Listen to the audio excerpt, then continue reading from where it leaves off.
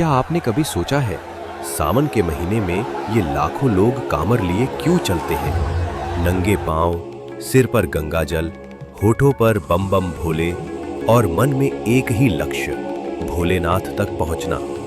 पर क्या ये सिर्फ आस्था है?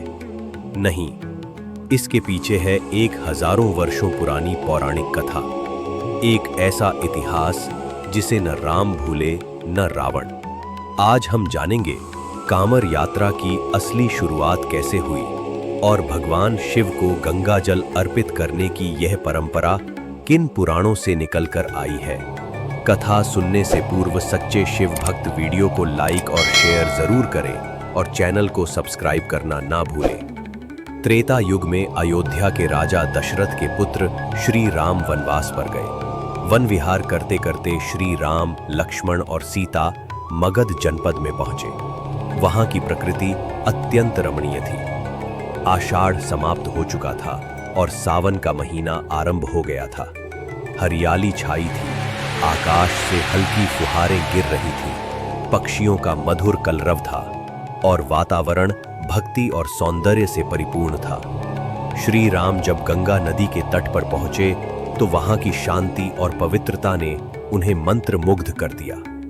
श्री राम ने ध्यान किया, श्रावण मास है और यह भगवान शिव का प्रिय समय है। क्यों न मैं गंगा से जल लेकर कांवर में रखकर शिवलिंग पर चढ़ाऊं। श्री राम ने स्वयं कांवर बनाई, गंगा जल भरा और पैदल यात्रा कर अंततः श्री राम चेतरनाथ पहुंचे, जो वर्तमान में झारखंड के देवघर में है। वहां स्थित प्राचीन शिवलिंग, जिन्हें आज हम बाबा बैद्यनाथ के रूप में पूजते हैं, उनका जलाभिषेक किया गया। श्री राम ने पहले स्नान कर मन और शरीर को पवित्र किया, फिर कांवर से गंगा जल निकालकर विधि पूर्वक शिवलिंग पर चढ़ाया। उन्होंने प्रार्थना की, हे देवाधिदेव महादेव, इस गंगा जल के माध्यम से मैं आपको अपना प्रेम अर्पित करता हूँ। मुझे धर्म के मार्ग पर चलने की शक्ति दें। वातावरण में दिव्य कंपन हुआ। मान्यता है कि शिव स्वयं प्रसन्न हुए और कहा, हे रघुकुल नंदन, तुम्हारी यह यात्रा एक परंपरा बनेगी। आने वाले युगों में भी लोग तुम्हारे समान कांवर लेकर मुझे अर्पण करेंगे। और यही माना जाता है कि यह थी प्रथम कांवर यात्रा। यह प्रसंग शिव महापुराण के कोटि रुद्र संहिता में उल्लिखित है। दूसरी कथा शिव पुराण और स्कंद पुराण कोटि लिंग महात्म्य में वर्णित है, जो इस प्रकार है। लंकाधिपति रावण एक अपार शक्ति और बुद्धि वाला राक्षस था, लेकिन साथ ही वह एक परम शिव भक्त भी था। उसने कैलाश पर्वत पर वर्षों तक कठोर तपस्या की। रावण की तपस्या इतनी उग्र थी कि उसने एक एक करके अपने 10 सिर काटकर भगवान शिव को अर्पित किए। हर बार जब वह एक सिर काटता तो शिव मंत्रों से नया सिर उत्पन्न करता और पुनः अर्पण करता। इस अभूतपूर्व बलिदान और तपस्या से प्रसन्न होकर भगवान शिव प्रकट हुए। शिव जी ने पूछा, रावण, तुम मुझसे क्या वरदान चाहते हो? रावण बोला, हे नीलकंठ, मैं चाहता हूं कि आप मेरे साथ लंका चलें ताकि मैं वहां आपकी आराधना कर सकूं। शिव जी ने कहा, ठीक है, मैं तुम्हारे साथ चलूंगा, किंतु याद रखो, मैं जहां भी मार्ग में धरती पर रखा जाऊंगा वहीं स्थायी रूप से स्थापित हो जाऊंगा। रावण सहमत हुआ। भगवान शिव ने अपना स्वरूप एक शिवलिंग में समाहित किया। रावण ने उसे एक कांवर जैसे यंत्र में रखकर दक्षिण दिशा की ओर प्रस्थान किया। गगन भेदी मंत्रों और लंका की विजय भावना के साथ यात्रा अत्यंत कठिन थी। पहाड़, नदियां, जंगल, गर्मी, लेकिन रावण न रुका। देवगण भयभीत हो उठे। यदि शिव स्वयं रावण के साथ लंका पहुंच गए तो रावण अपराजय हो जाएगा। इंद्र, विष्णु, ब्रह्मा और अन्य देवता एकत्र हुए और उपाय सोचने लगे। भगवान विष्णु ने योजना बनाई। वह स्वयं एक ग्वाले का रूप धारण करेंगे। जब रावण चिता भूमि पहुंचा तो उसे लघु शंका की आवश्यकता हुई। रावण सोचने लगा, मैं शिवलिंग को नीचे नहीं रख सकता। वह चीख कर बोला, कोई है जो थोड़ी देर शिवलिंग को थाम सके?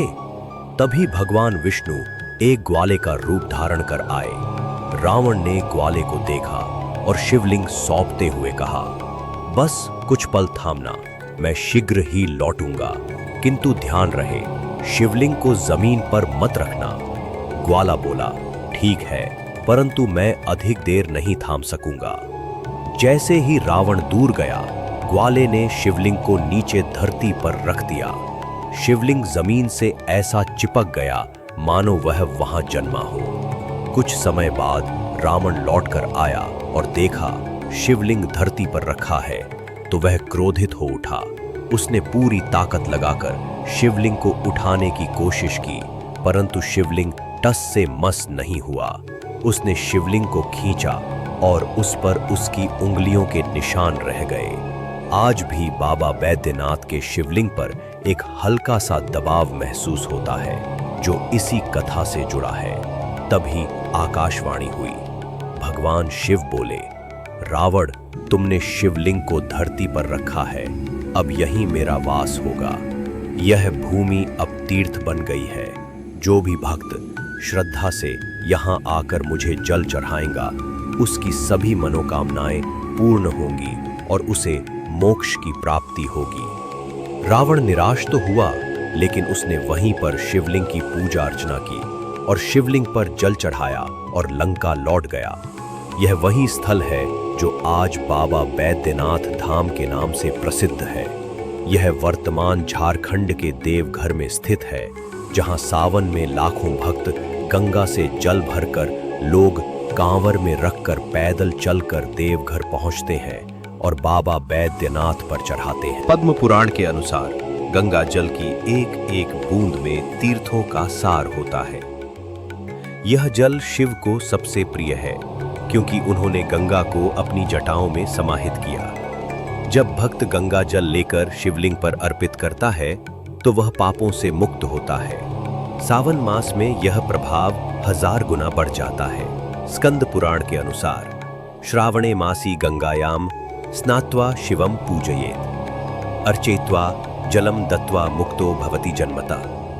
हर बूंद में गंगा का वरदान होता है और जब वही बूंदें कांवर में रख शिवलिंग पर अर्पित होती हैं तो यहीं से खुलता है कल्याण का मार्ग। कांवर यात्रा सिर्फ एक दूरी नहीं, यह है आत्मनियंत्रण की यात्रा है। नंगे पांव चलना, कांवर को जमीन पर न रखना, बम बम भोले का जाप, ब्रह्मचर्य पालन, यह सब अर्जुन की एकाग्रता जैसा ही संकल्प है। कांवर यात्रा सिर्फ एक परंपरा नहीं, यह एक जीवित कथा है जिसमें श्री राम की भक्ति है, रावण की शक्ति है, गंगा की पवित्रता है और शिव की करुणा। यह यात्रा हर वर्ष याद दिलाती है कि जब आप खुद को शिव के चरणों में समर्पित कर देते हैं तो हर कष्ट, हर तपस्या मोक्ष बन जाती है।